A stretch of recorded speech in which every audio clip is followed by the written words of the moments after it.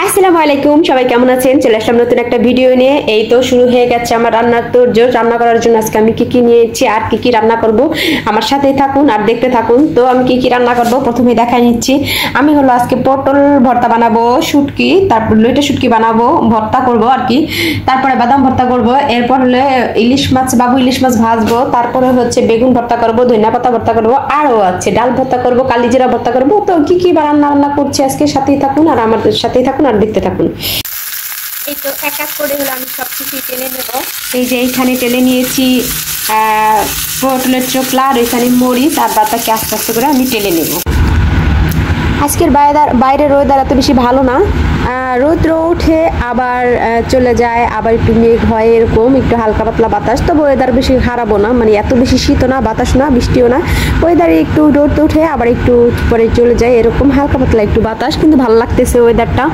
তো এটা হলো আমার বাসার সামনে। এই বাসার সামনেটুকু আমার কাছে খুব ভালো লাগে, খুব ভালো লাগে, কারণ এখানে পরিষ্কার, মানে উপরের আকাশ মাকাশ সব দেখা যায়। অনেক বাসা আছে দেখা যায় না, যেমন অন্য একটা বাসায় থাকতাম সেটাই দেখা যেত না, কিন্তু এই বাসাটায় দেখা যায়, আর খুব ভালোই লাগে আমার কাছে। আর আমার বাসাটা একদম পজিশন মতো, নামলেই সব দোকানপাট সব কিছুই আমার কাছে, এই জন্য আমার কাছে এই বাসাটা খুবই ভালো লাগে।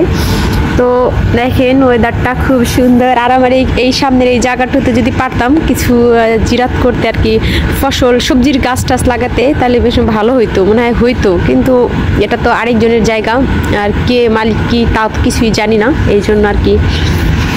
তো দেখতে থাকুন। তো এই যে ধনিয়া পাতা ভর্তা হয়ে গেছে,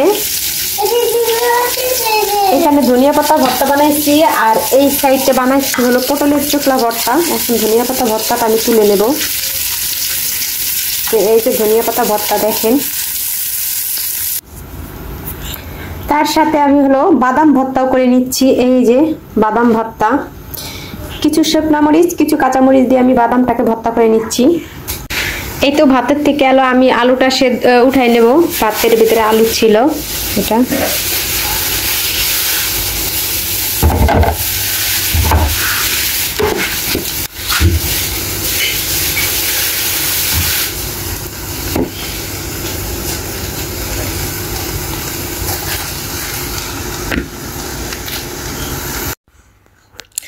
তো এইখানে আমার হলো ভর্তা হয়ে গেছে। এইখানে হলো গাঠি ভর্তা আর আলু ভর্তা, তারপরে হচ্ছে ডাল ভর্তা, শুটকি ভর্তা, বিভিন্ন ধরনের ভর্তা। আর এইখানে হলো আমি মাছ ভেজে নিয়েছি আর বেগুন। এইখানে পাটায় এখন ভাত খাবো। পাটায় ভর্তা করলে আমার ভাত খেতেই হবে, এটা আমার অভ্যাস হয়ে গেছে। তো আমার জামাই বাসায় চলে আসছে, তো দুজনে মিলে পাটায় ভর্তা করে ভাত খাবো। তো আমি এখানে সব ধরনের ভর্তাগুলো একটু একটু করে নিয়ে নিচ্ছিলাম, আর পাটায় ভাত মাখাবো এখন, মাখায় এরপরে খাবো। পাটায় ভাত মাখায় খেতে আমার খুবই ভালো লাগে, আর হলো পাটায় ভাত মাখে আমার খাইতে খুবই ভালো লাগে। আর এই যে দেখেন পাটায় ভাতটা মাখা কত সুন্দর হয়েছে, এই যে আমি আপনাদেরকে একটু ভালো করে দেখাইতেছিলাম। তো এখন আমি খাবো আর আমার জামাইকে দেব। তো এই যে ফাইনালি সব ভর্তা আমি টেবিলে নিয়ে আসছি। আর এই দেখেন কি কি ভর্তা করছি: কালো জিরা ভর্তা, বাদাম ভর্তা, তারপরে ধনিয়া পাতা ভর্তা, পটলের চোকলা ভর্তা, শুটকি ভর্তা, তারপরে হচ্ছে ডাল ভর্তা, আর এই সাইডে হচ্ছে মরিচ ভর্তা। এই তো, আর এখানে হচ্ছে আলু ভর্তা আর কচুরমুখী ভর্তা আছে, এই যে গাঠি আর কি যেটা বলে, গাঠি আর কচুরমুখী ভর্তা। এখানে ইলিশ মাছের বাবু ভর্তা, ভাজা আর বেগুন।